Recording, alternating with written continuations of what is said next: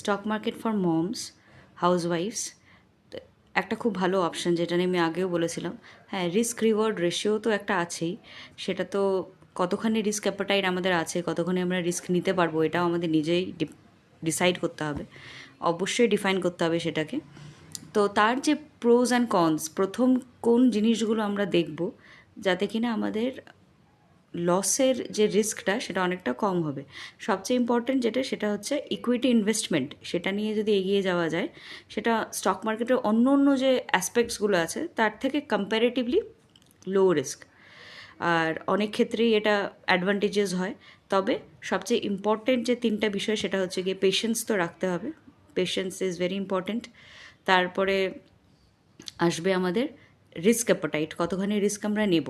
অনেক সময় কি হয় যে প্রফিট পাওয়া হচ্ছে, এতে সেই প্রফিটের আশায় আরও বেশি প্রফিট, আরও বেশি প্রফিট, একটা স্টকের প্রতি অতিরিক্ত প্রেশার, অতিরিক্ত এক্সপেকটেশন রাখলে তখন তা লসে কনভার্টও হতে পারে। এই জিনিসগুলো তো রয়েছে। আর থার্ড ইম্পর্টেন্ট বিষয়, কোনো একটা স্টক সিলেক্ট করার আগে ফিনান্সিয়াল অ্যাডভাইসার্সদের ওপিনিয়নটা অবশ্যই নেওয়া জরুরি।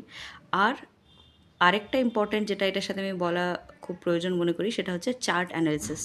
চার্ট স্টাডি যদি ভালো করে করা যায়, আর তার ফান্ডামেন্টাল অ্যাসপেক্টস, এই দুটোকে একসাথে মিলিয়ে যদি করা যায়, তো এটা একটা খুব ভালো অপশন স্টক মার্কেট। হ্যাঁ, এমন নয় যে প্রতিদিন আমরা আজকে টাকা লাগালাম, ইটস নট লটারি যে আজকে টাকা লাগালাম কালকে থেকে আমরা পেতে শুরু করলাম। সব কিছুই তো মার্কেট বেসড।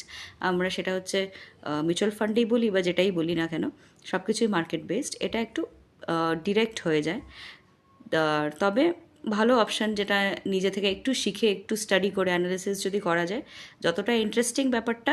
হ্যাঁ, রিস্ক রিওয়ার্ড দুটোই রয়েছে, কিন্তু পেশেন্সটা ভীষণ ইম্পর্ট্যান্ট। তো